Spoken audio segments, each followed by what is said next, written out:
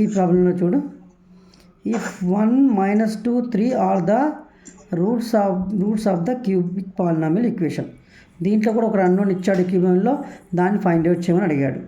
మనకి ఇక్కడ ఇంతకుముందు ప్రాబ్లంలో ఏమి ఇచ్చాడంటే ప్రొడక్ట్ ఆఫ్ ద రూట్స్ ఏమి ఇచ్చాడు, 9 ఇచ్చాడు. ఆ ప్రొడక్ట్ ఆఫ్ ద రూట్స్ పొజిషన్లోనే మనకు అన్నోన్ ఇచ్చాడు. ఇక్కడ ఏమి ఇచ్చాడు, 3 రూట్స్ ఇచ్చాడు. ఇక్కడ ఒకటి అన్నోన్ ఇచ్చాడుగా, ఏ పొజిషన్లో ఉందో అని చాలా ఇంపార్టెంట్. ఫస్ట్ ఇది జనరల్ ఫామ్లో ఉందా లేదా చూసుకోవాలా, అంటే x³ ముందు ఏ పాలినామియల్కి ముందన్నా దాని కోఎఫిషియంట్ 1 ఉండేలా చూసుకోవడం, అది జనరల్ ఫామ్ అంటే. ఉందనుకో ఆ తర్వాత ఏ పొజిషన్ దగ్గర ఇచ్చాడు, ఇది మన జనరల్ ఫామ్ ఈక్వేషన్తో మనం కంపేర్ చేసుకున్నట్లయితే x³ + p1x + x² p2x + p3 = 0. ఇది మన జనరల్ ఫామ్ అని తెలుసు.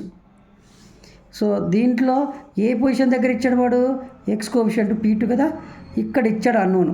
జాగ్రత్త, అంటే మనం ఏ ఫార్ములా వాడాలా, p2కు ఉండే ఫార్ములా, అంటే p2 అంటే s2 అన్నట్టు. Some of the two products యొక్క టూ రూట్స్ యొక్క ప్రొడక్ట్, అది వాడాలి మనం. ఓకేనా, ఏ కనుక్కోవడానికి అది రావాలని మనకు చూడగానే ఐడియా రావాలి. ఇక్కడ ఏంటంటే ఏ పొజిషన్ దగ్గర ప్రొడక్ట్ దగ్గర ఇచ్చాడు, అందుకనే ప్రొడక్ట్ ఆఫ్ ద రూట్స్ ఇచ్చాడు మనకు ఆన్సర్ వాల్యూ.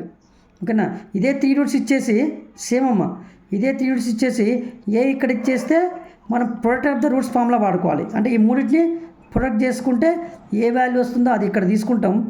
ఓకేనా, సో ఇచ్చిన ఈక్వేషన్ నుంచి ఇది p/p3 ఈ వాల్యూ తీసుకుంటాం అట్లా. సో కాబట్టి ఇచ్చిన రూట్స్ ప్రకారము మనము ఫస్ట్ ఇచ్చిన ఈక్వేషన్ తీసుకొని, అది జనరల్ ఫామ్లోనే ఉంది, చేసుకున్న తర్వాత మనకి ఏం కనుక్కున్నాడు, ఇక్కడ ఏ కనుక్కోండి. ఏ ఎక్కడ ఉందని చూడడం ఇంపార్టెంట్ మనకు. ఏ పొజిషన్లో ఉంది, x కోఎఫిషియంట్ ఉంది. జనరల్ ఫార్ములాలో x కోఎఫిషియంట్ అంటే ఏంది, p2. ఓకేనా, సో కాబట్టి p2 అంటే మనకు sum of the two roots యొక్క product, alpha beta plus beta gamma. మనకు తెలుసు s2 అంటే ఏంది, alpha beta beta gamma gamma alpha, ఇది మనకు తెలుసు. అంటే 3 రూట్స్, ఇది ఆల్ఫా, ఇది బీటా, ఇది గామా అనుకుంటే, ఇది ఆల్ఫా బీటా గామా అనుకుంటే.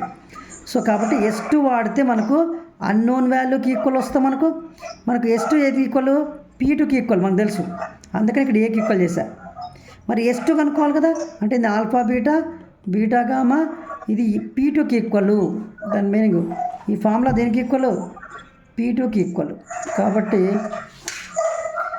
Alpha beta beta gamma gamma alpha, ఇక్కడ నుంచి ఈ 3 వాల్యూస్ ఈ ఫార్ములాలో సబ్స్టిట్యూట్ చేసుకోవాలి. ఈజ్ p2 కదా, ఇది జనరల్ ఫామ్ ఆఫ్ ద ఈక్వేషన్తో కంపేర్ చేసుకుంటే ఇది ఏ, p2 వాల్యూ అంతా ఏ. సో కాబట్టి ఇది సింప్లిఫై చేసుకుంటే మనకు -5 వస్తుంది. ఓకేనా, ఇది -2 -6 + 3, సో ఈ -8 + 3 -5. ఓకేనా, సో సింపుల్గా ఇచ్చిన 3 రూట్స్ ఇచ్చాడనుకో, మనకు అన్నోన్ ఏ పొజిషన్లో ఉందో జనరల్ ఫామ్తో కంపేర్ చేసుకొని, ఒకవేళ అన్నోన్ ఇక్కడ ఇక్కడ ఉందనుకో, సమ్ ఆఫ్ ద రూట్స్ వాడుకోవాలి. ఓకే, ఈ రూట్ యాడ్ చేసి p1కి ఈక్వల్ చేసుకోవాలి, -p1కి ఈక్వల్ చేసుకోవాలి. ఇది p1 -p1కి ఈక్వల్ చేసుకోవాలి. ఒకవేళ ఇక్కడ ఉందనుకో అన్నోను, ఏ వాల్యూ ఇక్కడ ఉందనుకో, ఇక్కడ కాకుండా ప్రొడక్ట్ ఆఫ్ ద రూట్స్ వాడాలా, అంటే ఈ మూడింటిని మల్టిప్లై చేసుకొని అది p3కి ఈక్వల్ చేసుకోవాలి, -p3కి. ఓకేనా, ఇచ్చిన దాన్ని -p3కి ఈక్వల్ చేసుకోవాలి ఫార్ములా. సో మనకు అందుకనే క్యూబిక్ పాలినామియల్లో 3 ఫార్ములాస్ ఉంటాయి, s1 s2 s3. అంటే sum of the s1 value మనకు తెలుసు, మనకు ఫార్ములా ప్రకారం s1 వాల్యూ -p1 అని, s2 వాల్యూ p2 అని, s3 వాల్యూ -p3 అని తెలుసు. s1 అంటే sum of the roots, s2 అంటే sum of the two products, roots యొక్క product, sum of the 3 products. So దాన్ని బేస్ చేసుకొని మనము ఏ ఉన్న పొజిషన్ని ఐడెంటిఫై చేయడం ఇంపార్టెంట్, ఏ ఫార్ములాని అప్లై చేయాలో చాలా ఇంపార్టెంట్. సో అది అప్లై చేసి మనం ఫైండ్ అవుట్ చేయాలి.